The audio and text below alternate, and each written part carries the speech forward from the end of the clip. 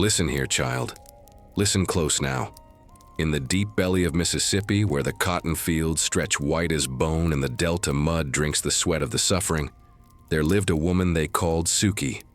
Strong-backed woman, woman of iron and fire. They say her first breath was taken on the Middle Passage itself, born in chains while the ocean swallowed the screams of her mama and 100 souls more. Now, what I'm about to tell you ain't in no white man's book, ain't written on no monument.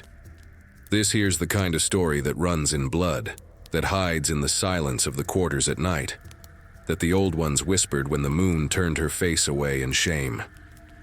Everybody knew what they did to Sukie, forcing her to whip her own husband, her Josiah, a man she loved more than freedom itself. Everybody knew, but nobody survived to tell how she drowned the master's heirs in that cotton dye tub, in that blue water cold as death and deep as revenge. The spirits still walk that plantation ground, child. The ancestors saw everything. And tonight I'ma tell you how it all came to pass. Settle your heart now. This ain't no easy tale to carry. Now you see, people, this story begins where too many stories of our people begin. In the dark belly of a slave ship, crossing that cursed Middle Passage. The year was 1823, and the vessel was called the Mercy. Lord have mercy on the souls who named it such, for there was no mercy in that floating coffin. Deep in the hold, where the air was thick as death itself, and the smell would make a strong man fall, a woman named Amma labored in chains. African woman, Ashanti blood, her belly swollen with child, her wrists rubbed raw from the iron that bound her to 200 other suffering creatures. The ship rocked like the devil's cradle, and every wave brought groans from them heavy chains. Jesus wept. The sound of it, metal against wood, metal against flesh, metal against bone. Amma's water broke in the darkness. Ain't nobody come to help. The white sailors up on deck, they didn't care if a slave woman birthed or died, long as the cargo made it to Charleston auction block. The other women chained close. They whispered prayers in Twe and Yoruba, called on the Orishas and the ancestors, begging for mercy that the ocean had long since swallowed. The child came in blood and salt water. In them days of deep sorrow, in that floating hell, little Sukie took her first breath. The old ones swear on their lives they seen it. Soon as that baby cried out, weak and pitiful, a haint wind blew through the hold.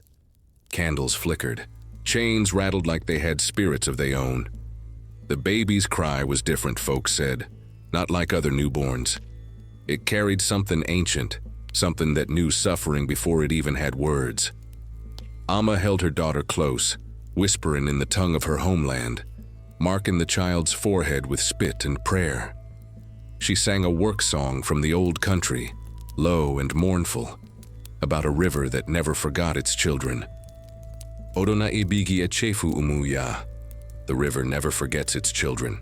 That land carried heavy spirits, and Amma knew she wouldn't see land as a free woman. But maybe, just maybe, her daughter would carry the memory. 3 days later, Amma died. Fever took her, or heartbreak, or the cruelty of the hold where humans was packed like rice in a barrel. They threw her body overboard without ceremony. Just another soul feeding the sharks. Folks swear they heard her singing as she sank. That same river song, echoing under the waves. Little Sukie, still slick with birth and grief, was handed to another woman, a nursing mother from Senegal who'd lost her own baby to the sea. The woman held Sukie to her breast and cried quiet tears, knowing this child was marked by the ocean, marked by chains, marked by a suffering that would shape her into something fearsome. When the ship finally reached Charleston, the survivors was dragged onto the dock, blinking in the burning sun like creatures pulled from a grave. Sukie was barely a week old, wrapped in a scrap of filthy cloth, her skin already bearing the sores from lying in her own waist and the waist of others. The auctioneer looked at her and laughed. "This one probably won't make it past winter," he said. "Sell the wet nurse. Throw this one in as extra." That's how Sukie came to the Hargrove plantation in the Mississippi Delta. Bought for nothing, expected to die, but the ancestors had other plans.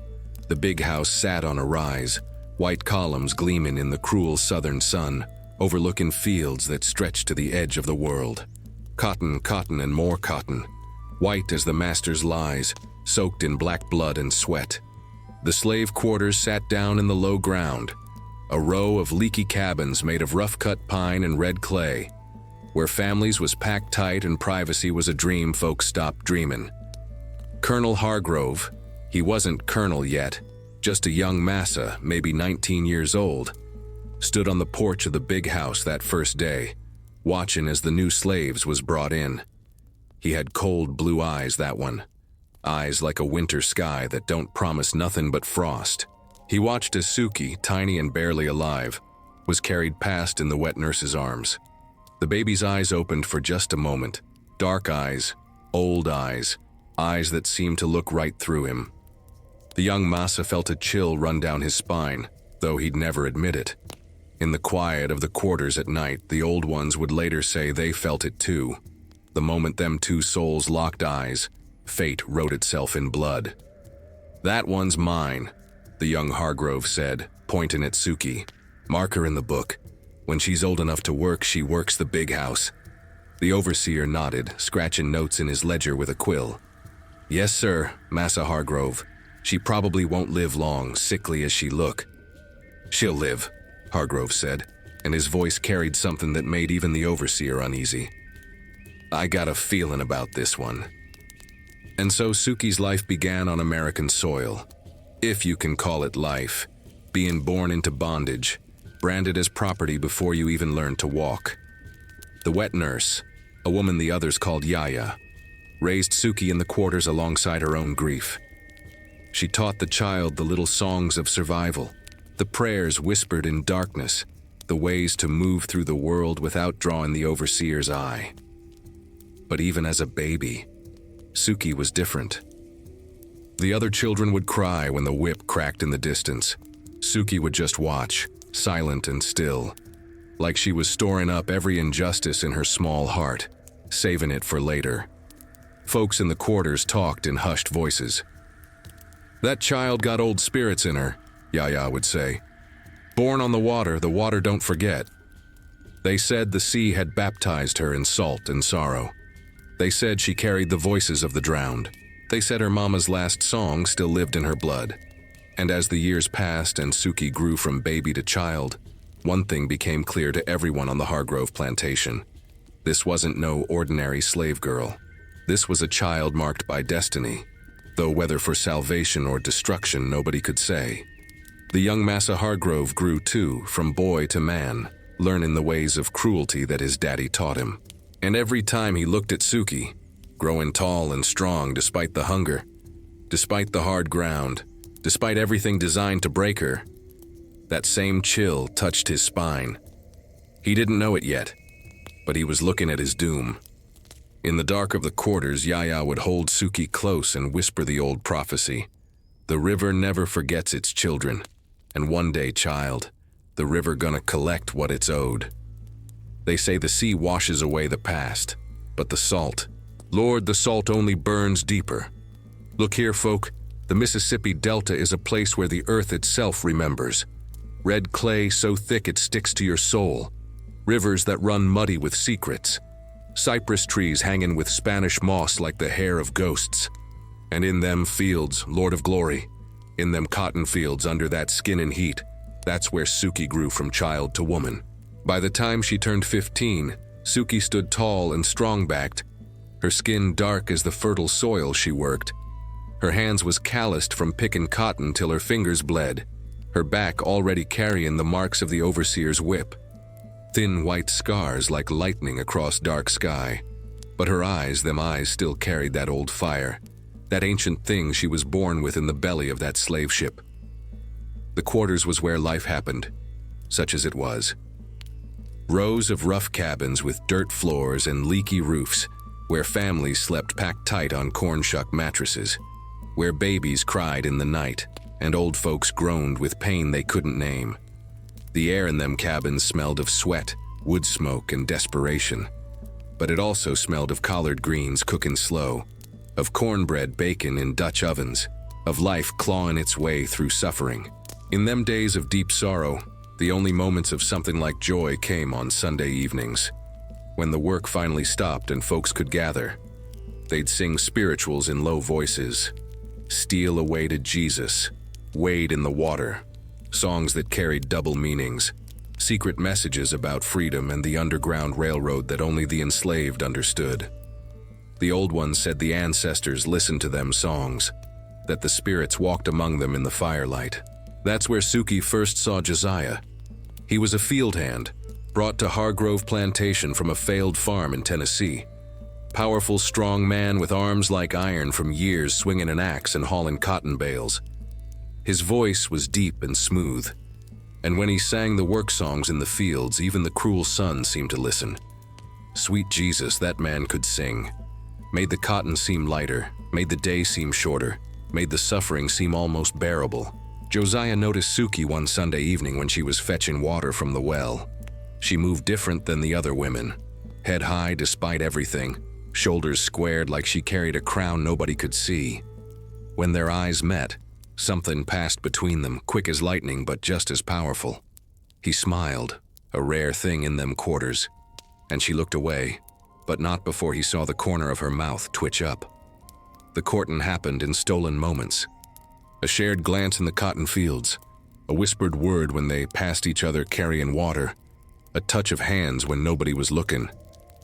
This was how love grew in bondage, in fragments, in shadows, always under the threat of being torn apart at the master's whim. The old root doctor, a woman called Aunt Dinah who knew conjure and root work, she watched them two with knowing eyes. "Love bound by chains," she muttered, shaking her head. "That's a love that either breaks or becomes stronger than iron itself." One night, when the moon was just a sliver and the overseer was drunk and asleep, Josiah slipped to Sukie's cabin. They sat on the steps in the darkness, shoulders touching, breathing the night air that smelled of jasmine and fear. "I ain't got nothing to give you," Josiah said quiet-like. "Can't even give you my name, 'cause it ain't mine to give. Massa owns that too." Sukie took his rough hand in hers. "Don't need nothing but this," she said. "Long as we breathe, we got something that's ours." They married in the slave way, jumped the broom in front of the quarters folk, with Aunt Dinah speaking the old African words of binding, calling on the ancestors and the Orishas to bless what the white man's law wouldn't recognize. The celebration was quiet, careful, but real. Folks shared what little they had, a bit of sweet potato pie, a cup of corn liquor, songs sung soft so the big house wouldn't hear. That night in the cramped cabin that now held their small family, Sukie and Josiah held each other and dreamed dangerous dreams. Dreams of freedom. Dreams of children who might somehow, someday, know what it was to walk without chains. The years that followed brought both joy and sorrow, as years in bondage always did. Sukie bore 3 children, 2 boys they named Jacob and Samuel, and a girl they called Dinah after the old root doctor. Each birth was a victory against death, for many slave babies didn't survive their first year. Each child was a blessing and a curse, for how do you bring life into a world designed to crush it? Sukie worked in the big house now, as Massa Hargrove had decreed all them years ago. She cooked, cleaned, served at table, and learned to move like a shadow, invisible unless called upon. She saw the wealth built on stolen labor, the fine china, the imported furniture, the silk dresses for Mrs. Hargrove, all of it paid for in blood and cotton. Colonel Hargrove, for he'd earned that title in some meaningless war, watched Sukie with eyes that made her skin crawl. She was 25 now, and he was a man in his prime, married to a cold woman who turned a blind eye to her husband's appetites. Sukie knew what was coming. The other house slaves had warned her. "When Massa gets that look," they said, "ain't nothing you can do but survive it." The night it happened, Mrs. Hargrove was visiting her sister in Natchez. The children, the white children, the heirs of the plantation, was asleep in their beds. Sukie was cleaning up after supper when Colonel Hargrove called her into his study. "Come here, gal," he said, his voice thick with whiskey and entitlement. Sukie's heart beat like African drums in her chest. "Yes, massa," she said, keeping her eyes down. "You're a fine-looking woman, Sukie," he said, standing too close. "Always have been since you was a girl." She said nothing. In the quiet of the quarters at night, the old ones had taught her. Sometimes silence is the only weapon you got. What happened next? I won't speak in detail, for some horrors don't need to be spelled out. Suffering so bad, they say, that even the portraits on the walls seemed to turn away in shame. When it was over, Colonel Hargrove straightened his clothes, poured himself another whiskey, and said casual-like, "You speak of this to anyone, I'll sell your children south. You understand?" "Yes, massa," Sukie whispered, her voice hollow as a drum with no skin.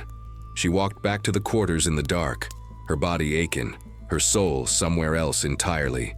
Josiah took one look at her face and knew. He pulled her into his arms and they stood there, two people crushed under a weight no human should bear. "I'ma kill him," Josiah said, his voice shaken with rage so fierce it was like fire inside him. "No," Sukie said. "You do that, they'll hang you. They'll sell the children. We gotta survive this. We gotta be smarter." But something had changed in Sukie that night.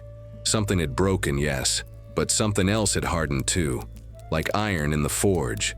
The spirits still walk that plantation ground, and they whispered to her in dreams. Whispered of patience.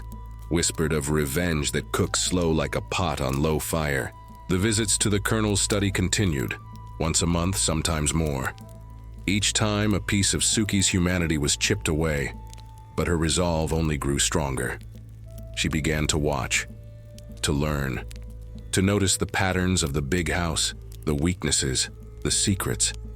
And in the quarters, late at night when the children slept, she went to Aunt Dinah and asked to learn the old ways, the root work, the conjure, the knowledge of herbs and spirits and how to call on powers that the white man's God couldn't touch. "You sure, child?" Aunt Dinah asked, her old eyes seeing straight into Sukie's soul. "That road got thorns. Once you walk it, ain't no turning back." "I'm sure," Sukie said. "Teach me everything." The years continued. The children grew. Josiah worked himself near to death in them cotton fields. Sukie endured the Colonel's violations and learned to hide her hatred behind a mask of compliance. But inside, she was building something, gathering strength, waiting. Then came the day when little Dinah, now 12 years old and beautiful like her mama, caught the eye of the Colonel's eldest son, a boy of 16 named Thomas, cruel and spoiled, already showing the same appetites as his father. Josiah saw it happen, saw young Thomas grab Dinah's arm in the yard, saw his daughter's face fill with fear, and something in Josiah, that man of iron who'd endured so much, finally snapped. That night, the door of the Colonel's study opened one last time for Sukie. The Colonel was alone, counting money by lamplight. He looked up with that familiar, sick smile. "Come in, Sukie," he said. "Close the door behind you." And as the door clicked shut, Sukie felt it. Felt the weight of chains, both real and invisible. Felt the generations of suffering. Felt her mama's death in the ocean. Felt every whip mark on her back, every violation, every stolen moment. That night when she walked back to the quarters, her steps was different, heavier, final. In the cabin, Josiah waited. He looked at her and knew that something terrible was coming. Something they couldn't stop, something that had been building since the day she was born in that slave ship. Nah, there was no turning back now. That night, the door of the master's room closed behind her, and something inside Sukie broke for the last time. Shattered like glass, sharp enough to cut, impossible to put back together the same way. "I tell you now, child, some days the devil walks this earth in human skin, and on that particular morning in August 1848, he wore the face of the overseer named Pike. Pike was a mean-spirited soul, the kind of man who found pleasure in suffering.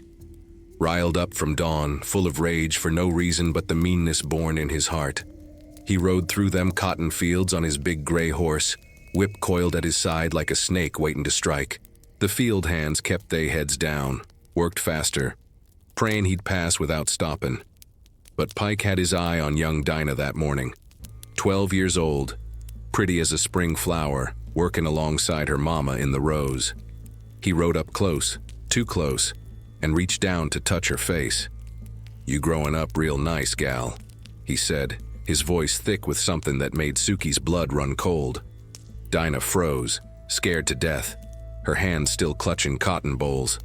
Sukie moved quick, stepping between her daughter and that devil on horseback. "She just a child, sir," Sukie said, voice steady despite the fear scraping at her throat. "Please, she ain't done nothing wrong." Pike's face twisted ugly. "You telling me what to do, gal? You forgetting your place?" Before Sukie could answer, Josiah was there. Strong-backed man, powerful strong despite the years of labor that bent lesser men. He stepped in front of both his wife and daughter, his huge frame blocking Pike's reach. "Leave them be," Josiah said, quiet but firm. The cotton field went silent. Even the birds stopped singing. Every slave within earshot knew that what Josiah just done was signing his own death warrant. A black man don't tell a white man nothing, especially not an overseer. That's the law of the plantation, written in blood and enforced with rope. Pike's face went red as Georgia clay. He dismounted slow, deliberate, his hand going to the pistol at his belt. "What you say to me, boy?" Josiah stood his ground. "Said leave my family be. We ain't done nothing to deserve—" The pistol butt caught him across the face before he could finish. Josiah stumbled but didn't fall. And that's when it happened, that moment when a man's dignity costs him everything. Josiah, blood running from his split lip, drew back his fist and struck Pike square in the jaw. The overseer went down hard, sprawling in the dirt among the cotton plants. Time seemed to stop. The whole field held its breath, watching the impossible. A slave had struck a white man. Pike scrambled to his feet, spitting blood and fury. "You dead!" he screamed. "You hear me? You a dead man!" Within the hour, the whole plantation knew. Master Hargrove was fetched from the big house along with his two sons, Thomas and young William, both of them eager to see what punishment would come. This was sport to them, entertainment on a hot summer day. They dragged Josiah to the whipping post in the yard between the big house and the quarters, made everyone come watch, every man, woman, and child on the plantation, forced to witness, forced to learn what happens when you forget your place. Josiah was stripped to the waist and tied to the post, his powerful back exposed, muscles tight with knowing what was coming. Sukie stood in the crowd with Dinah and the boys, her heart beating so hard she thought it might burst through her ribs. Colonel Hargrove stood on the porch, arms crossed, face carved from stone. 20 lashes, he announced, for striking a white man. But Pike wasn't satisfied. He whispered something in the colonel's ear, and a sick smile spread across Hargrove's face. "Wait," the colonel said. "I got a better idea." He pointed straight at Sukie. "You, come here." Sukie's legs nearly gave out. She walked forward on shaky knees, the crowd parting like the Red Sea. When she reached the whipping post, the colonel handed her the cat-o'-nine tails, that terrible whip with 9 leather strands, each one tipped with metal. "You gonna whip him?" Hargrove said, his voice carrying across the silent yard. 20 lashes. You do it, or we string you both up right now and sell your children south to the worst plantation in Louisiana. You understand? Sukie looked at Josiah. Their eyes met, and in that moment 1,000 words passed between them. His eyes said, "I forgive you. I love you. Do what you must to survive." Her hands trembled as she took the whip. The weight of it felt like the weight of the whole world. The crowd watched in horrible silence. Even the colonel's son stopped laughing, sensing they was witnessing something darker than simple punishment. "Do it," Hargrove commanded. Sukie raised the whip. Tears streamed down her face, hot and bitter. She brought it down across Josiah's back. The crack echoed like thunder. Josiah grunted but didn't scream. A red line appeared across his dark skin. "Again," the colonel said. Another lash. Another line of blood. Josiah's body tensed, but he stayed silent, refused to give them the satisfaction of hearing him cry out. By the 5th lash, Sukie was sobbing openly, her whole body shaken. By the 10th, her arms felt like lead. By the 15th, Josiah's back was a mass of torn flesh, blood running down to soak his pants. The quarters folk watched with faces turned to stone, storing up this moment in their memory, knowing it would be told and retold for generations. This was the cost of dignity. This was the price of love under bondage. When the 20th lash finally fell, Sukie dropped the whip and fell to her knees, retching in the dirt.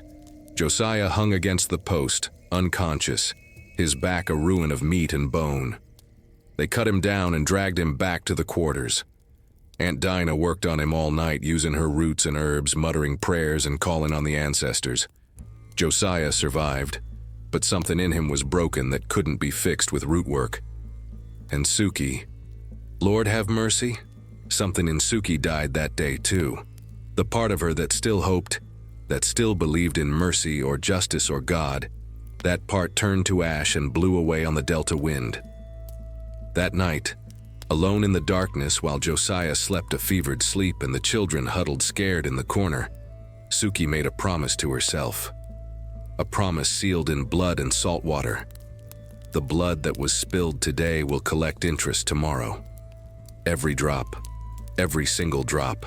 In the shadows outside the cabin, Aunt Dinah listened and nodded. She'd seen this before, seen how suffering, when it reaches a certain point, transforms into something else, something with teeth. The old root doctor went back to her own cabin and began preparing. Gathering graveyard dirt, goofer dust, high John the Conqueror root. She knew what was coming.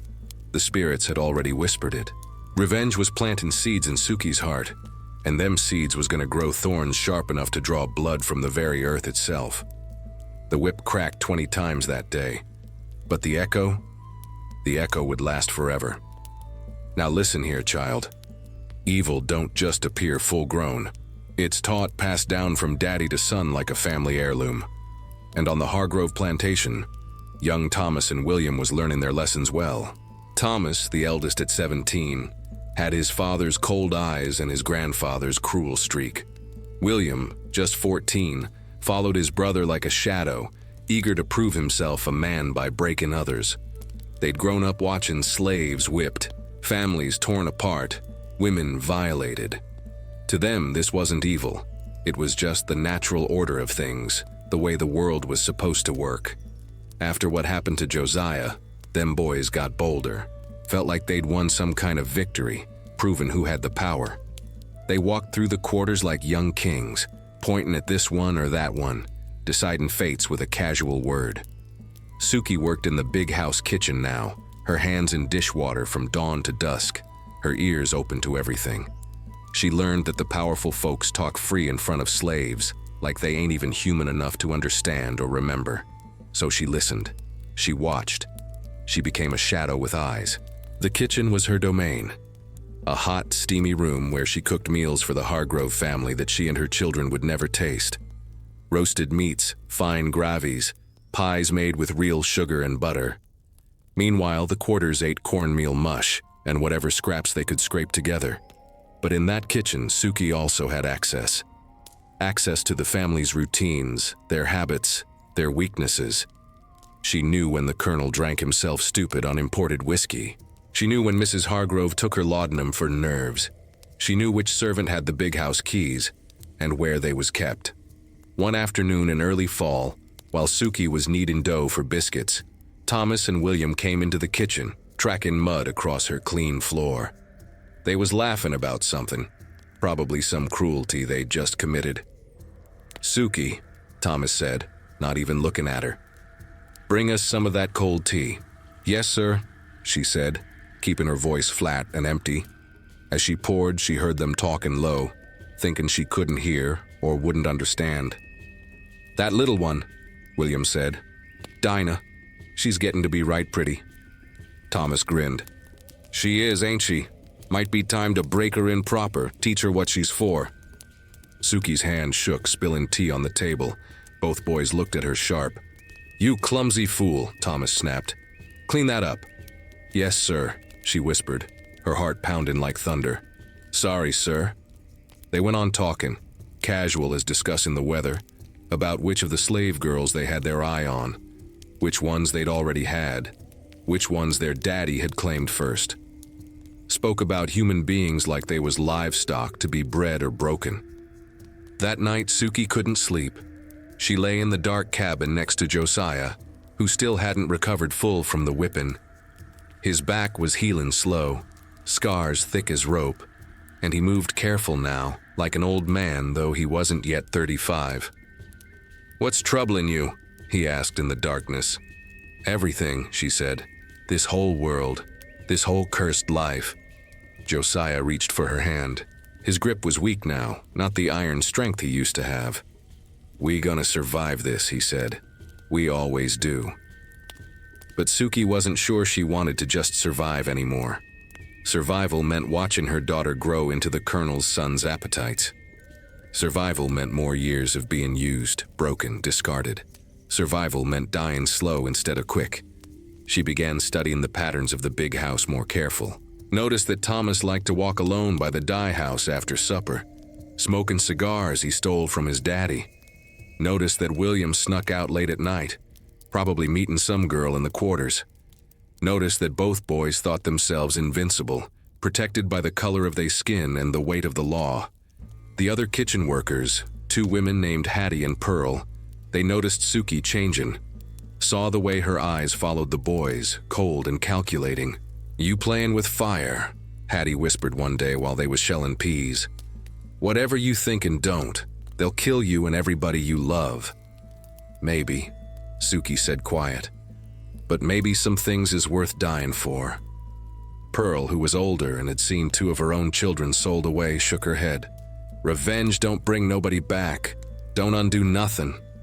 "No," Sukie agreed, "but it might stop what's coming." Around this time, she went to Aunt Dinah in the deep of night. The old conjure woman lived in the last cabin of the quarters, a place even the other slaves approached careful. Folks said she could call spirits, curse enemies, see the future in chicken bones and patterns of smoke. "I need to learn," Sukie said. "Everything you know." Aunt Dinah studied her long in the firelight. "You already walked too far down this road to turn back, child. I can see it on you. Death following close. Then teach me how to make it follow the right people." So the lessons began. Late nights when everybody else was sleeping, Sukie learned the old ways. How to make gopher dust from graveyard dirt and sulfur. How to fix a mojo bag to protect her children. How to call on the ancestors and the spirits that walked between worlds.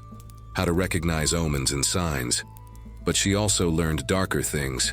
How to make a man sick and slow. How to curse a bloodline. How to use roots and herbs not just for healing but for harm. Aunt Dinah taught her because she recognized something in Sukie that couldn't be denied. A woman pushed past the point where mercy matters, where fear can stop her. "Remember," Aunt Dinah said one night, holding up a small bottle filled with dark liquid. "Power like this, it costs. The spirits don't give nothing for free. You call on them for revenge, they gonna collect they price." "I'll pay it," Sukie said without hesitation. Meanwhile, in the big house, Thomas and William continued their cruel education. They practiced on the slaves the way their daddy had taught them. Casual violence, deliberate humiliation, the systematic breaking of human spirits for sport and profit. One evening, Sukie overheard the colonel talking to his sons in the parlor as she cleaned.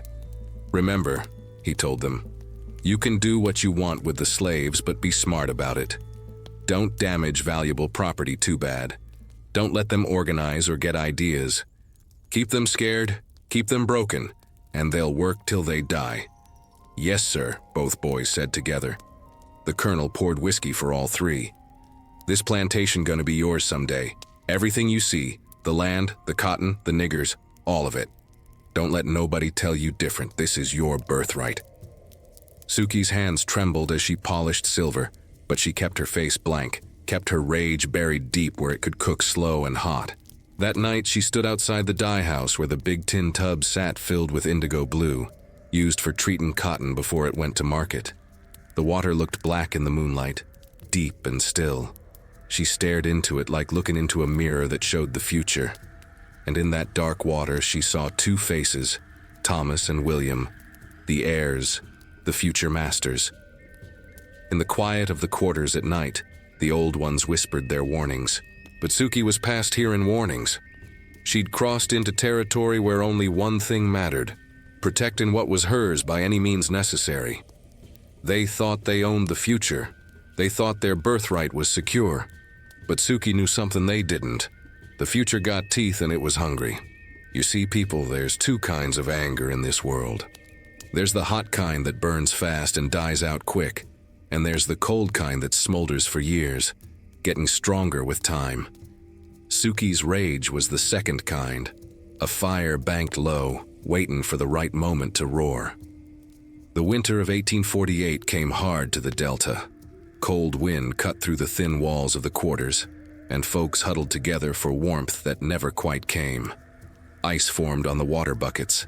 The cotton fields lay bare and brown, waiting for spring plantin'. This was the season when the hardest work eased up some, but the suffering never did. Josiah's back had healed crooked. He couldn't straighten up all the way no more, and the pain kept him awake at night. Sukie would rub salve into them thick scars, her fingers tracing the marks she herself had made. Each scar was a memory, a weight they both carried. "We should run," Josiah said one night, his voice barely a whisper. "Take the children, follow the North Star, find the Underground Railroad." Sukie was silent for a long moment. "You know what they do to runaways they catch." "I know, but staying here gonna kill us just as sure, only slower." "No," Sukie said firm, "we ain't running." Josiah looked at her in the firelight. Something in her eyes made him uneasy. "Then what we gonna do?" "We gonna wait," she said, "and watch. And when the time is right, we gonna make sure them boys don't never hurt nobody else's child." "Sukie." Josiah's voice carried a warning. "You talking about something that'll get us all killed?" "We already dead," she said quiet. "Just still breathing is all." The truth was, Sukie had been making preparations, small things that nobody noticed. She'd been collecting bits of this and that from Aunt Dinah. Gopher dust wrapped in red cloth, a mojo bag filled with graveyard dirt and sulfur, High John the Conqueror root for strength and protection. She kept these hidden in the cabin, buried under the dirt floor where nobody would look. She also watched the movements of the big house like a hunter studying prey. Knew which floorboards creaked, knew which doors was kept locked and which wasn't, knew where the Colonel kept his pistol and where Mrs. Hargrove hid her jewelry. Knowledge was a weapon when you had nothing else. But what really pushed Sukie past the point of no return happened in February, when a runaway was caught. His name was Moses, not his real name, but the one folks called him because he'd tried 3 times to reach the north. This time the paddy rollers caught him not 5 miles from the plantation, half frozen and starving, hiding in a hollow tree. They brought him back in chains, beat him bloody in front of everybody as a lesson. Then they hanged him from the big oak tree at the edge of the quarters. Made everyone watch. Made the children watch. Made the old folks watch.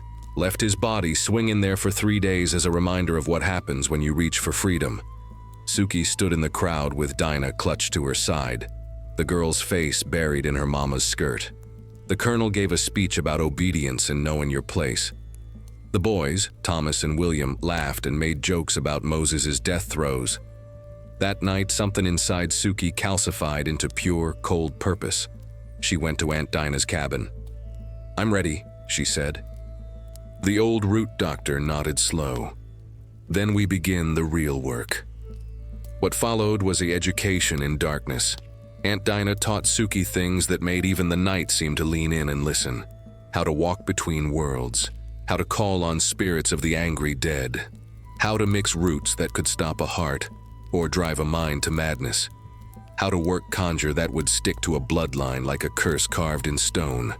This kind of power, Aunt Dinah warned, it changes you, ain't no going back to who you was before. "I don't want to go back," Sukie said. "That woman's already dead." The lessons happened deep in the woods, in what the slaves called a hush harbor, a secret place where folks could pray and practice the old African ways without the master knowing. Here, under the moon's watchful eye, Sukie learned to invoke the ancestors, to draw power from the earth itself. She learned that revenge was a ritual, something that required patience and precision. You couldn't just strike out wild. You had to plan, prepare, make sure the spirits was on your side. Meanwhile, life in the quarters went on. Children was born. Old folks died. The daily brutality continued like the seasons changing, inevitable, unceasing. But folks noticed Sukie was different now. Walked different, talked less, Her eyes had that faraway look like she was seeing into another world. Hattie and Pearl tried to warn her again. "Whatever you plannin', don't," Pearl said while they was preparing supper. "I seen what happens to folks who try to strike back." "Then look away," Sukie said cold. "So you can say you ain't seen nothing when they come asking." The truth was, Sukie had identified her moment. The Colonel was planning a trip to New Orleans in the spring to sell cotton and buy more slaves. He'd be gone for near a month. Mrs. Hargrove would be distracted, busy with her own affairs. The boys would have the run of the plantation, thinking themselves masters already. That's when she'd strike, when they felt safest, when they thought they was invincible. But first, she had to plant the seeds, had to make it seem natural, not suspicious. So she began acting even more subservient around Thomas and William, more helpful, more eager to please. The boys, stupid with power and privilege, didn't suspect nothing, just thought she'd finally learned her place. One evening, she overheard Thomas talking to William by the stables. "Daddy's leaving next week," Thomas said. "When he's gone, we can do whatever we want, nobody to stop us." William grinned. "I got my eye on that Dinah girl. About time somebody teaches her what she's for." Sukie, standing just around the corner with a basket of laundry, felt her whole body go cold, then hot. This was it. The confirmation she needed. The final push. That night, she went to the dye house alone. The big tin tub sat there, filled with indigo dye waiting for the next batch of cotton. The water was deep, near 4 feet, and the blue was so dark it looked black in the moonlight. She stood there for a long time, staring into them depths, calculating, planning. The spirits whispered to her. Or maybe it was just the wind, but either way, she heard them clear. The water remembers. The water knows. The water will do what must be done. When she got back to the cabin, Josiah was awake, waiting. "You been out," he said. Not a question. "Yeah." "Doing what?" Sukie looked at him straight. "Preparing for what's coming. You can be part of it or not, but I can't stop now." Josiah studied her face in the firelight, saw the determination there, hard as iron, saw that his wife had transformed into something else, something that scared him but that he also understood. He'd felt that same rage after the whipping. He'd just buried it deeper. "What you need me to do?" he asked. "Keep the children safe," she said. "Whatever happens, protect them. Don't let them be anywhere near the big house or the dye house. Understand?" He nodded slow. "Sukie, there ain't no coming back from this." "I know," she said, "but there ain't no moving forward without it either." Outside, the winter wind moaned through the quarters like the voices of all the slaves who died on this plantation, in these fields, under this cruel sky. And somewhere in that wind, the ancestors was gathering, preparing for what was to come. The cotton dye tub waited in the darkness, patient as death itself. Blue water, cold water, deep enough to swallow secrets whole. Revenge is a meal best served cold, they say.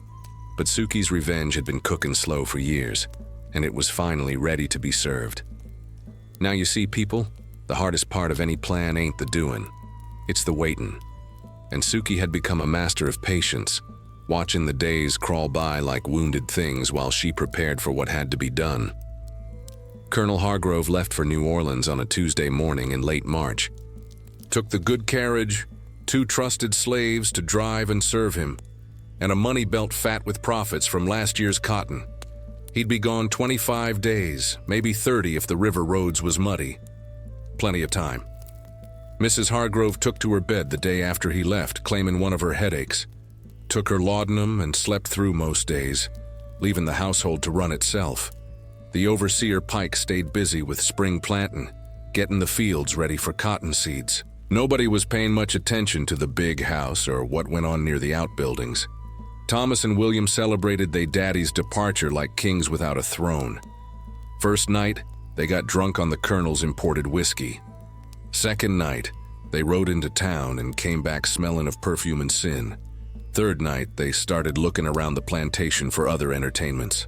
Sukie watched from the kitchen window as the boys walked the grounds, laughing loud, pointing at slave women who kept their heads down and walked faster. Her heart beat steady now, calm as a woman preparing Sunday dinner. No fear left, just purpose. She'd been planting seeds in they minds for weeks. Small suggestions, dropped casual-like. "Young masters like to play games, I bet," she'd said once while serving them supper. "My boys used to play hide-and-seek in the dark when they was young. Made 'em feel brave," Thomas had laughed.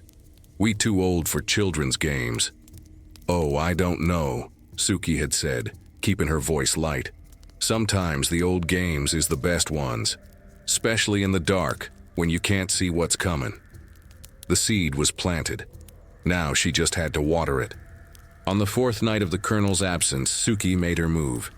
She found the boys in the parlor, both of them restless and bored. The night was moonless. She'd checked the almanac careful, waiting for this particular darkness. "Begging your pardon, young masters," she said, standing in the doorway with her eyes down, respectful-like. "But I was wondering if you gentlemen might help me with something by the dye house." William looked up, interested. "What kind of something?" "Well, sir, there's a barrel needs moving. Too heavy for just me. And—" she paused like she was embarrassed. "And I thought maybe you boys might want to see something unusual. Something most folks don't know about." Thomas's eyes narrowed. "What kind of unusual?" Sukie lowered her voice like sharing a secret. "Old Aunt Dinah, she taught me some things. Root things. Spirit things. I can show you how to see in the dark, how to call on things that ain't quite natural. But it has to be at the dye house, and it has to be tonight, with no moon." The boys exchanged glances. They was curious, despite themselves. The idea of secret knowledge, of power they didn't have, appealed to their vanity. "This some kind of voodoo nonsense?" William asked. "Call it what you want, sir," Sukie said. "But it works. I can prove it, make you see things, feel things. Make the night come alive." She paused. "Unless you scared of the dark." That did it. Thomas stood up, drawing himself tall. "We ain't scared of nothing. Show us." They followed her out into the darkness, two young men who thought they owned the world, following a slave woman they saw as less than human. The irony would have been funny if it wasn't so terrible. The dye house sat at the edge of the plantation yard, a low building with a tin roof and walls that didn't quite meet the ground. Inside was the smell of indigo and chemicals, and the big tin tubs gleamed dull in the lamplight Sukie carried. "Here?" Thomas asked, sounding less sure now that they was away from the big house. "Here," Sukie confirmed. She set the lamp down careful. "Now, the way this works, you got to be quiet. Got to let the spirits know you respect them. They don't like loud voices or rough treatment." She began moving around the tubs, muttering words that sounded like prayers but wasn't quite. Drew symbols in the dirt floor with a stick. The boys watched, half fascinated, half skeptical. "What's in them tubs?" William asked, peering at the dark water. "Dye for the cotton," Sukie said. "But tonight, if we do this right, you'll see faces in that water. Faces of folks who gone before. Maybe even folks you know." A noise outside made them all freeze, footsteps on gravel. Sukie's heart jumped. This wasn't part of the plan. Pike's voice cut through the darkness. "Who's out here?" Sweet Jesus, the overseer was making rounds. Sukie thought fast. "Just me, sir," she called out. "Young masters asked me to fetch something from the dye house." Pike appeared in the doorway, his face suspicious in the lamplight. He looked at the boys, at Sukie, at the scene. Something didn't sit right with him. "What y'all doing out here in the dark?" he asked. Thomas, quick with lies like his daddy, stepped forward. "None of your concern, Pike. We was just checking on plantation business. You got a problem with that?" The overseer backed down, had to, when facing the master's sons. "No, sir. Just doing my job." "Then go do it somewhere else," Thomas said cold. Pike left, but slow, like he wanted to remember what he'd seen. Sukie felt her plan cracking at the edges. This wasn't good. Witnesses was dangerous. When Pike's footsteps faded, William turned to Sukie. "We done here. This was stupid anyway." "Wait," Sukie said, her mind racing. "Just one more thing. A test, to prove it works." She reached into her apron pocket and pulled out a small cloth bag, the mojo she'd prepared with Aunt Dinah. "Hold this," she told Thomas, "and look into the water. Tell me what you see." Thomas took the bag, more to prove he wasn't scared than because he believed. He leaned over the nearest tub, squinting into the dark blue depths. For a moment, nothing. Then his face went strange. I see something moving down there." "What?" William crowded close to look. "Faces," Thomas whispered. "I swear I see faces." It was the conjure working, or maybe just tricks of light and shadow, or maybe something deeper. Either way, the boys was hooked now. "Come back tomorrow night," Sukie said quiet. "Same time. No moon. I'll show you more. Show you things that'll make you powerful beyond what your daddy ever taught you." The boys agreed, eager now despite their earlier skepticism. They left the dye house whispering to each other, already bragging about what they'd seen. Sukie stood alone in the darkness after they left, her hand shaken for the first time that night. It had almost fallen apart.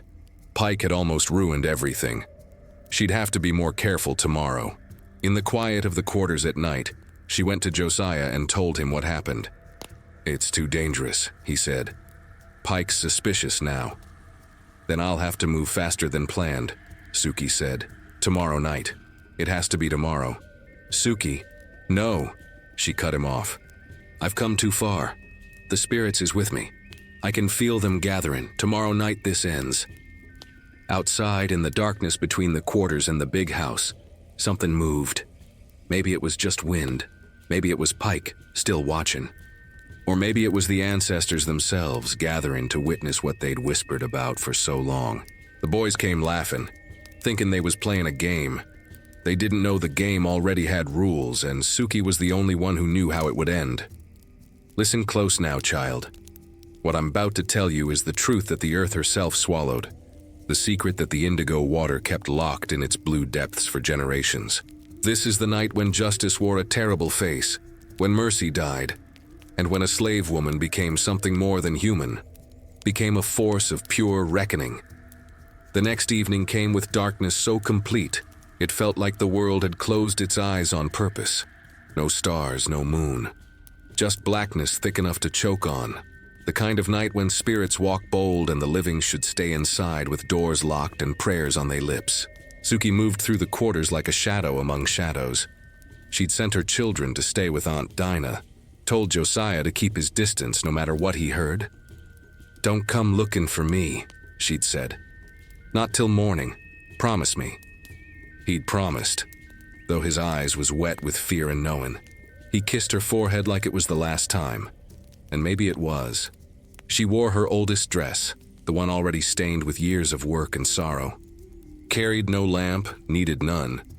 She'd walked this path so many times in her mind that her feet knew the way blind.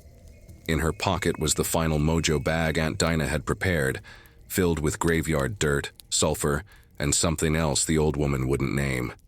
"The ancestors is with you tonight," Aunt Dinah had whispered earlier. "But they hungry. They gonna want payment. You understand?" "I understand," Sukie had said. At the dye house, she prepared. Checked the tubs, 4 feet deep, filled with indigo dye, thick as blood, cold as winter river water. She'd added something extra that afternoon when nobody was watching. Slippery soap mixed in, making the sides of the tubs slick as ice. Wouldn't be no climbing out once you fell in. She arranged the space careful, moved a few crates to create shadows, placed the lamp just so, left the door slightly open like it was accident. Everything had to look natural, unremarkable. Just another night at the dye house. Then she waited. Thomas and William came right on time, emboldened by last night's visions and drunk on their own sense of invincibility. They walked loud, not bothering to hide their approach. Why would they? They was masters here. This was they plantation, they birthright. "Sukie," Thomas called out. "We hear like you said." She appeared from the shadows. "Good, come in. Close the door behind you so the spirits don't escape." William did as told, shutting them all in together. The lamp threw strange shadows on the tin walls. The smell of indigo was overwhelming, chemical and wrong. "What you gonna show us tonight?"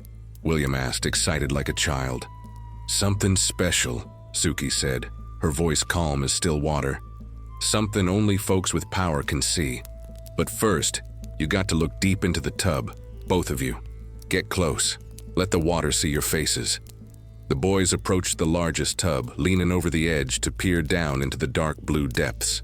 Their faces reflected back at them, distorted and strange in the dye. "I don't see nothing," Thomas complained. "You will," Sukie said. "Just look deeper. The spirits is shy.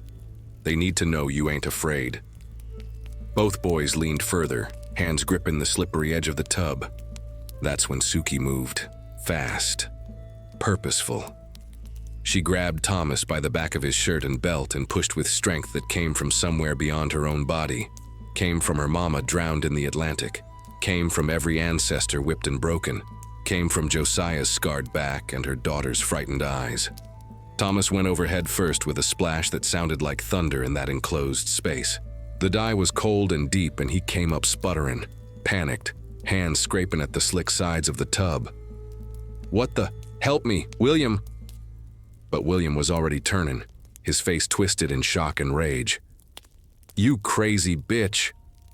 Sukie had the wooden paddle used for stirring dye in her hands now. Heavy as sin. She swung it hard, caught William across the side of the head. He stumbled, dazed, and she pushed him too. Into the same tub with his brother.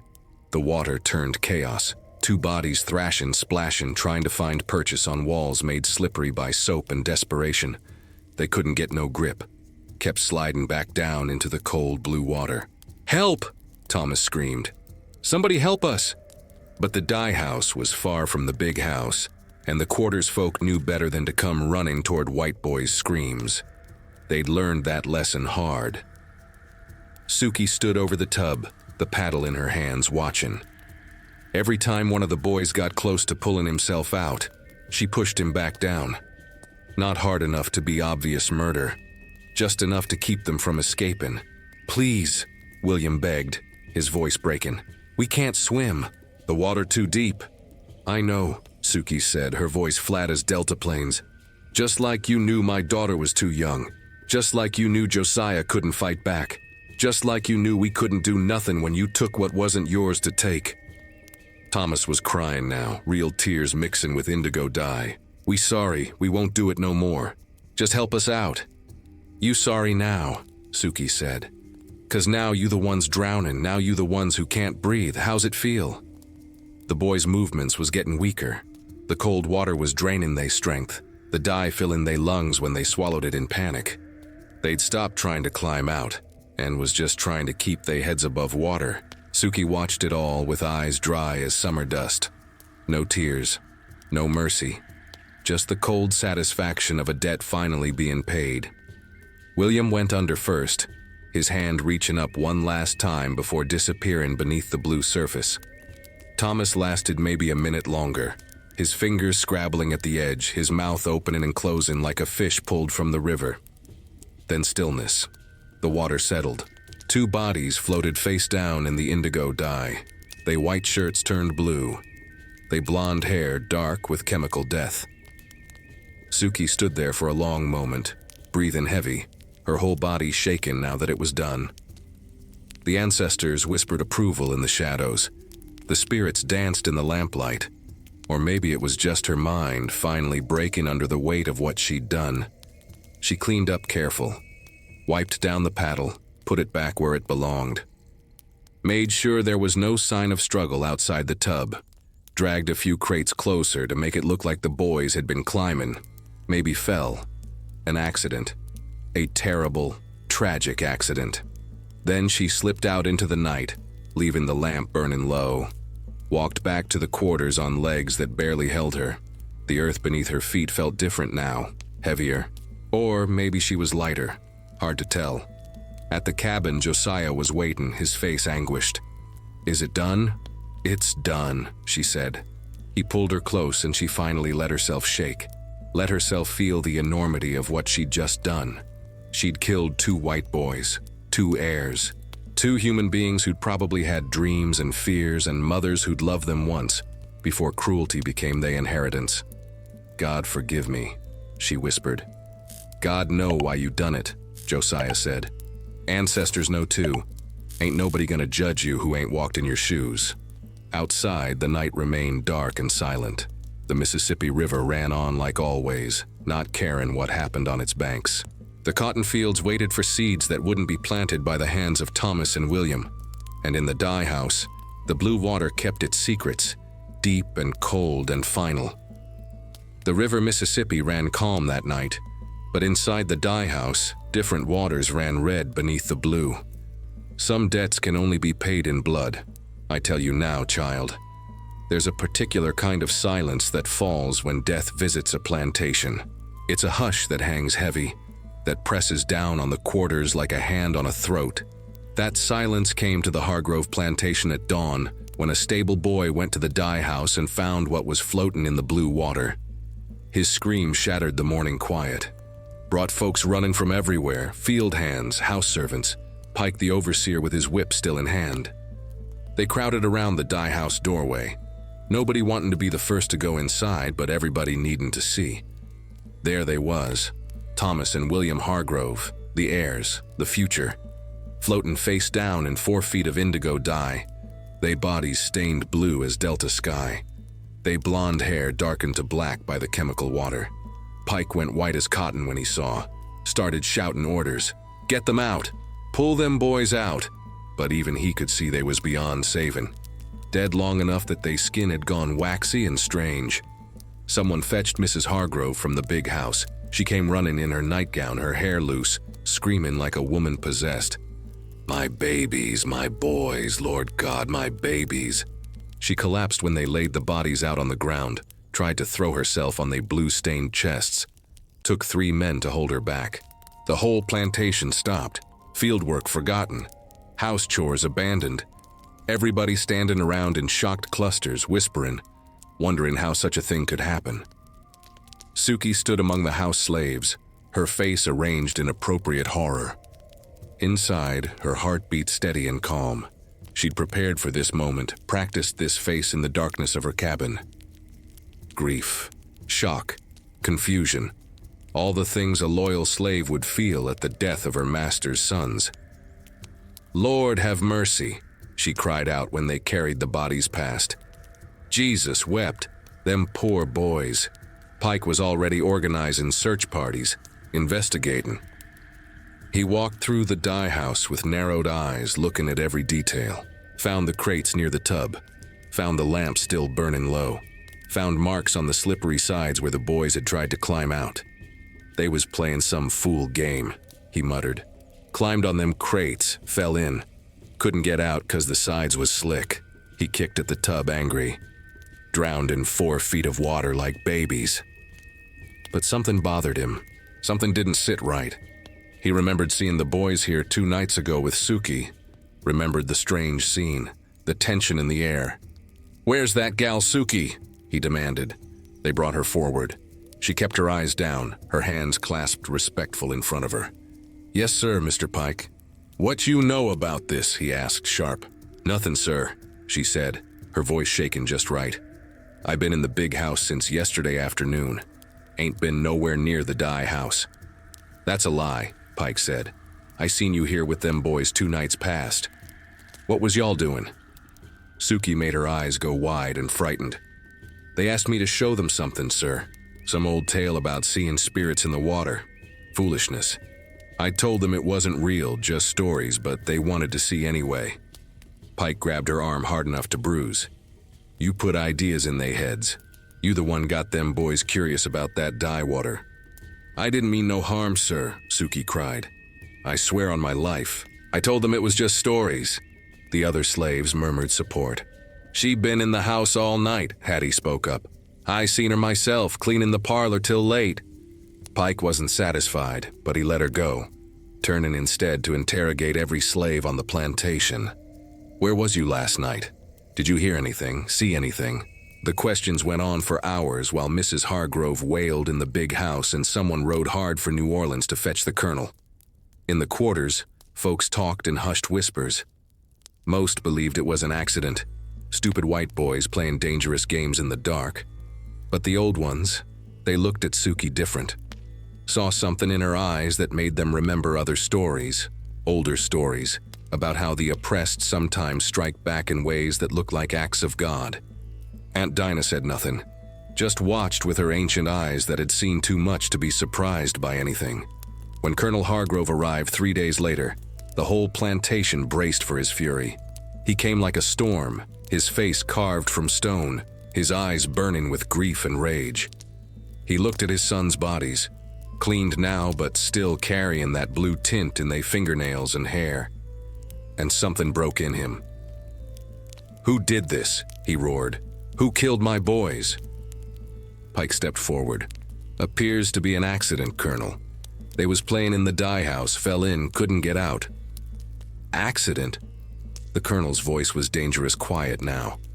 "My sons drowned in 4 feet of water and you call it accident?" "The sides was slippery, sir. The dye—" "I don't care about the goddamn dye," Hargrove shouted. "Someone's responsible. Someone put them there. Someone's gonna pay." What followed was a reign of terror that made the usual brutality of the plantation seem almost gentle by comparison. The Colonel had every slave over the age of 12 brought before him and questioned. Those who didn't answer quick enough got whipped. Those who seemed nervous got whipped harder. He had patrollers brought in from neighboring plantations, men with dogs trained to smell fear and blood. They searched every cabin in the quarters, looking for evidence of conjure, of conspiracy, of rebellion. They found rootwork supplies in Aunt Dinah's cabin, bags of herbs, chicken bones, graveyard dirt. The Colonel had her stripped and whipped till her old back was raw meat, demanding she confess to cursing his sons. But Dinah just laughed through bloody teeth. "Ain't no curse killed your boys," she said. "Was they own foolishness and your own cruelty that bred it. You reap what you sow, Colonel. Bible say so." They threw her in the punishment cell, a box barely big enough to stand in. Left her there in the Delta heat with no water, no food. She died on the 3rd day. Still laughing, they said. Still speaking words in languages nobody understood. The Colonel's investigation grew more desperate. He brought in a magistrate from town, had formal inquiries conducted. But nobody could prove nothing. The evidence pointed to accident. 2 young men drunk on power and privilege playing games in the dark, falling into water they couldn't escape. Still, Pike kept watching Sukie. He couldn't shake the feeling that she knew more than she was saying. Couldn't forget that scene in the dye house 2 nights before it happened. He started following her movements, listening to her conversations, waiting for her to slip up. One afternoon, he caught her alone in the kitchen, grabbed her arm, pulled her close. "I know you had something to do with this," he hissed. "I can feel it. You're too calm, too collected. Everybody else is scared but you. You ain't scared at all." Sukie looked him dead in the eye. "I'm a slave, Mr. Pike. I've been scared every day of my life since I was born. You just can't tell the difference no more." He released her roughly. "I'm watching you, gal. One wrong move and I'll see you hang, evidence or not." "Yes, sir," she said quietly. That night in the quarters, Josiah held Sukie while she finally let herself cry. Not for the boys she'd killed.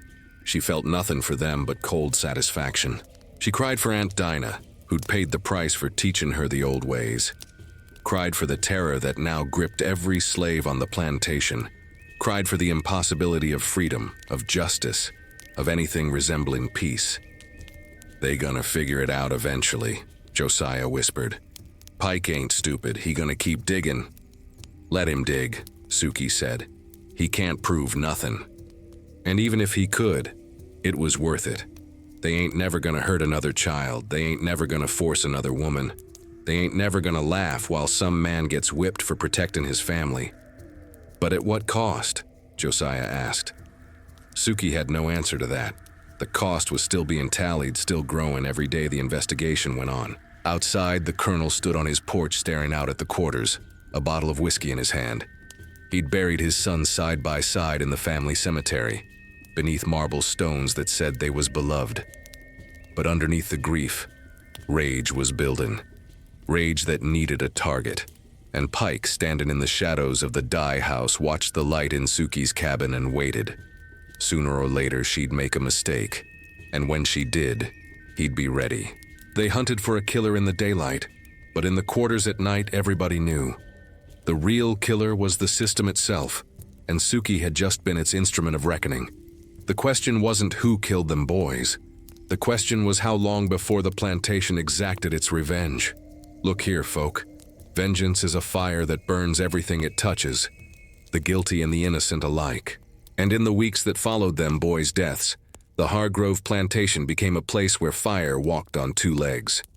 Colonel Hargrove turned into something less than human. Grief twisted him into a creature of pure cruelty, a man who saw enemies in every shadow. He sold off 5 families to traders heading south. Didn't matter that they had nothing to do with his son's deaths. Just needed to hurt somebody, anybody, to ease the rage that ate at his insides like poison.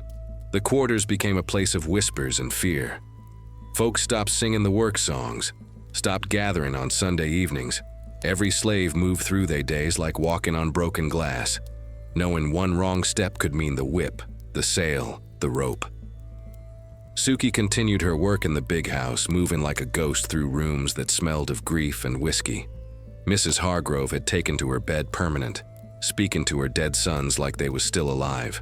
The colonel drank from dawn to midnight, ranting about justice and revenge. But it was Josiah who paid the highest price for what Sukie had done. His back, never fully healed from the whipping Sukie had been forced to give him, started troubling him worse. The scars had grown thick and angry, infecting despite Aunt Dinah's remedies. And now Aunt Dinah was dead, her knowledge buried with her in the slave cemetery. Josiah developed a fever that wouldn't break. Started coughing blood. His powerful frame, once strong as iron, began wasting away like a candle burning from both ends. The plantation doctor, a white man who barely looked at slaves before pronouncing judgment, said it was consumption, said there wasn't nothing to be done. But Sukie knew better. Knew it was the weight of everything pressing down on him. The shame of being whipped by his own wife's hand.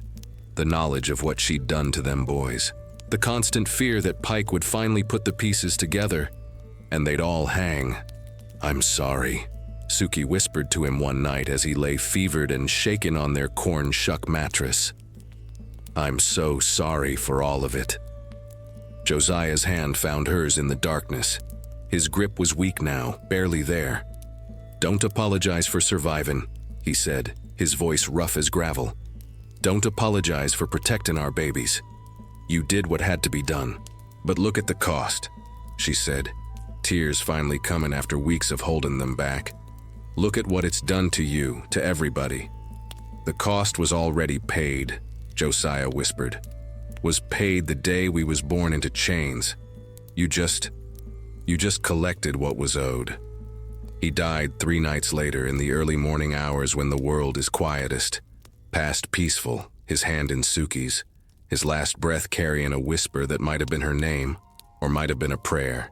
The ancestors came for him gentle, folks said, because he'd suffered enough in this life. They buried him in the slave cemetery. No marker, no stone, just a patch of red clay among 100 other patches. The colonel wouldn't allow no funeral, no gathering, no songs. Said slaves was getting too many privileges and it was time to remember who was property and who was owner. Sukie stood dry-eyed at the graveside, her children clinging to her skirts. Dina, now 13, looked at her mama with eyes that had seen too much, understood too much. The boys, Jacob and Samuel, cried quiet tears for the daddy they barely had time to know. After Josiah was buried, something shifted in the plantation itself. Folks swore the land was cursed now, said you could feel it in the air, heavy, wrong, like the earth was holding its breath waiting for something terrible to happen. And then it did. Fire started in the cotton storage barn on a windless night in late August. Nobody knew how. No lightning, no lanterns left burning, no explanation. Just flames that appeared like they was born from anger itself, spreading fast through the dry cotton until the whole structure was an inferno. The colonel and Pike rallied every slave to fight the fire, forming bucket lines from the well. But the flames seemed to have a will of their own, jumping to the stable, then to the smokehouse, then threatening the big house itself. By dawn, half the plantation outbuildings was ash, 3 horses dead, a season's worth of cotton destroyed.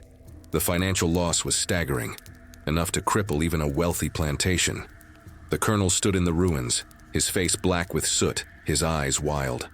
"Who did this?" he screamed at the assembled slaves. "Which one of you set this fire?" Silence. Nobody knew. Or if they did, they wasn't telling.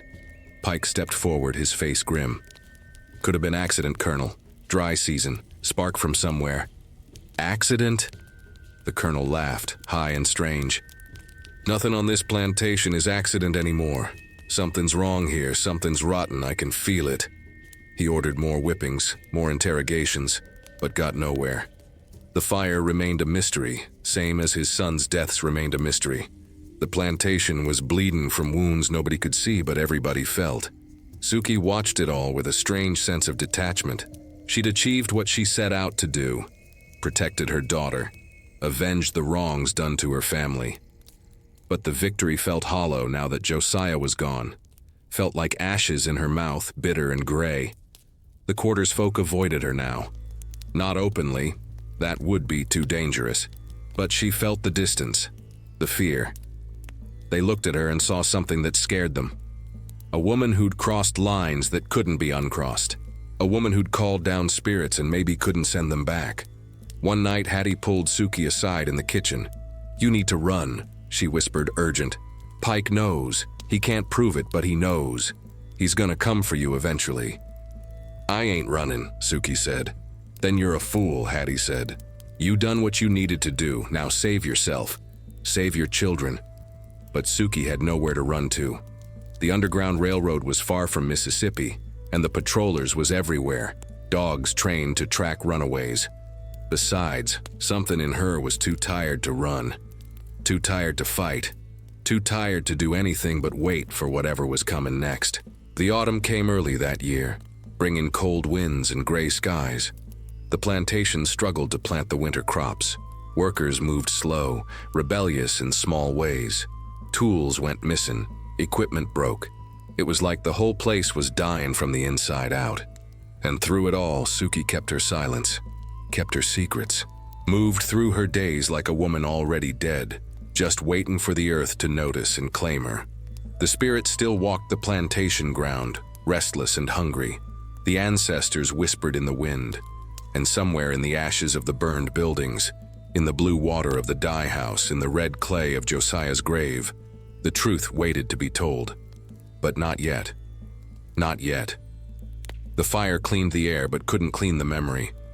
Some stains run too deep to ever wash away, seeping into the very bones of the earth. Now you see, people, some stories don't end clean. Don't tie up in neat bows with everybody getting what they deserve. Real life, especially slave life, don't work that way. But every story leaves echoes, and it's them echoes we got to carry forward. Winter came hard to the Mississippi Delta that year, the coldest folks could remember. The river froze at the edges.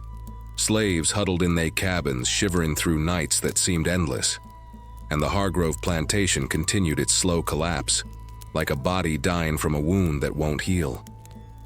Colonel Hargrove never recovered from losing his sons, drank himself into a stupor most days, let Pike run the plantation however he saw fit. Mrs. Hargrove died that December. Folks said it was pneumonia, but the quarters whispered it was a broken heart, or maybe just a heart that had nothing left to beat for. The investigation into Thomas and William's deaths eventually went cold. The magistrate declared it a tragic accident. The bodies was in the ground, the evidence was inconclusive, and there wasn't no profit in prolonging the inquiry. White folks wanted to move on, forget the shame of 2 heirs drowning in 4 feet of dye water. But Pike never let it go. He knew, couldn't prove it, but he knew deep in his bones that Sukie had played a part in them boys' deaths. He watched her constant, waiting for a confession, a slip, anything he could use. One frozen morning in January, he found his chance, or thought he did. He caught Sukie alone in the big house, cleaning out the colonel's study, grabbed her arm hard, spun her around to face him. "I know what you done," he hissed. "I know you killed them boys." Sukie met his eyes steady. "You don't know nothing, Mr. Pike. Just what you imagine in the dark." "You're a murderer," he said. "A cold-blooded killer. And one day, I'm gonna prove it. Then prove it, Sukie said quiet. But till you do, let go my arm before I scream and bring the colonel running. Pike released her, frustrated. He wanted her to confess, wanted her to break down and admit it so he could finally have closure. But Sukie gave him nothing. Just that same steady gaze, that same calm face that never showed what was really inside. The truth was, Sukie had changed in ways that went deeper than Pike could understand. The woman who drowned them boys in the dye house wasn't quite the same woman who walked the plantation grounds now. Something had hardened in her, yes, but something had also broken. She moved through her days like a ghost, present but not quite there, her mind always somewhere else. Her children felt it. Dinah, now nearly 14, tried to draw her mama back to the world of the living. "Mama, you got to eat," she'd say, pushing food toward her. "You got to keep your strength up." But Sukie barely tasted nothing anymore. Everything was ashes in her mouth. She'd achieved her revenge, but it had cost her Josiah, cost her Aunt Dinah, cost her the last pieces of her own humanity. Then one night in late February, something happened that nobody expected. Sukie disappeared, went to her cabin after finishing her work at the big house, tucked her children into bed, kissed each of their foreheads gentle, then walked out into the freezing night and vanished like smoke. Pike organized search parties at dawn. They combed the woods, dragged the river, questioned every slave on the plantation and the neighboring ones too. Found nothing. No tracks, no body, no sign of which direction she'd gone. Some said she'd run north, finally attempted the Underground Railroad despite the winter cold. Some said she'd drowned herself in the Mississippi, couldn't live with the weight of what she'd done. Some said the spirits had claimed her, taken her to walk between worlds where she truly belonged. The quarters folk, though, they whispered a different story, said they'd seen her that last night, walking toward the North Star with a bundle on her back and determination in her step.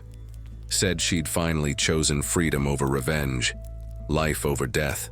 Said she made it to the Free States and lived out her days telling the stories of what happened on the Hargrove plantation, keeping the memory alive so it could never be forgotten. Truth is, nobody knows for certain. Sukie became a legend, a story passed down through generations.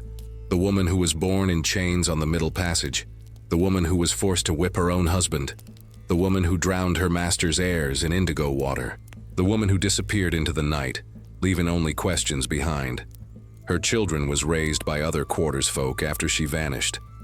Dinah grew strong and fierce like her mama, eventually escaped herself through the Underground Railroad in 1855. The boys, Jacob and Samuel, stayed on the plantation until the war came and set them free. They lived to tell their mama's story, though they told it careful, changed the names, protected the truth while preserving the essence. The Hargrove plantation never recovered. Colonel Hargrove died in 1853, drunk and alone. The property was sold, broken up, eventually abandoned. Folks said it was cursed, said the land itself rejected what had been done there. The dye house stood empty for years, them big tin tubs still holding water that seemed darker than indigo, deeper than any dye should be. And on certain nights, nights with no moon, nights when the air hangs heavy and spirits walk bold, folks swear they can still hear it. Two voices screaming from the dye house, and one voice, calm and steady, saying words about justice and revenge and the price of cruelty. I tell you now, child, this story ain't comfortable. Ain't supposed to be. It's a story about what slavery drove people to do, about how oppression breeds violence, about how the human spirit can be both broken and unbreakable at the same time. Sukie wasn't no hero in the way stories usually tell it. She was a desperate woman pushed past the limits of endurance, who struck back the only way she knew how. What she'd done was terrible, was murder, plain and simple. But it was also justice in a world where no other justice existed for folks who looked like her. The real crime wasn't what happened in that dye house on a moonless night. The real crime was the system that created Sukie, that bred the Hargroves, that made such violence inevitable. The real crime was slavery itself, that institution that turned human beings into property, that gave some people absolute power over others, that sowed seeds of hatred that we still harvest in generations later. So we tell these stories not to celebrate violence, but to remember. To honor them that suffered. To acknowledge that our ancestors did what they had to do to survive, and sometimes survival meant becoming something they never wanted to be. We tell these stories so the young ones understand. The chains might be gone, but the echoes remain. The trauma runs deep, the memories persist, and it's our job to carry them forward, to learn from them, to make sure such darkness never falls again. Sukie's story is one thread in a tapestry of sorrow and strength that stretches from the middle passage to this very moment. Her voice joins the chorus of millions who suffered, who endured, who resisted in ways large and small. Some through rebellion, some through endurance, some through the simple act of surviving one more day. And though we may never know exactly what happened to Sukie after that cold February night, we know her story lived on, lived in the whispers of the quarters, lived in the songs passed down, lived in the warnings given to children about what happens when cruelty goes unchecked. The blue water of the dye house eventually evaporated. The plantation grounds returned to wilderness. But the memory, Lord, the memory endures. It's written in the soil, it's carried in the blood. It's sung in the spirituals and work songs that survived when so much else was lost. We remember Sukie not because what she done was right or wrong. That ain't for us to judge. We remember her because she was real, because her pain was real, because the choice she faced was one no human should ever have to make. We remember her because forgetting would be the greatest crime of all. So let this story settle in your bones. Let it make you uncomfortable. Let it make you think about the weight of history, about the cost of injustice, about how systems of oppression create their own destruction. And when you tell this story to the next generation, and you will, because these stories demand to be told, remember the lessons. Remember that silence in the face of cruelty is its own kind of crime. Remember that the oppressed will always find ways to resist, even when them ways are dark and terrible. Remember that the past ain't never really past, it's always present, always speaking if we just listen. Them who suffered, suffered. Them who resisted, left memory. And memory, child. Memory we guard fierce and sacred, here in the files of slavery. Because what was done in darkness must be brought to light. What was whispered must be spoken. What was forgotten must be remembered. The ancestors is watching, they always watching, and they demand we never forget.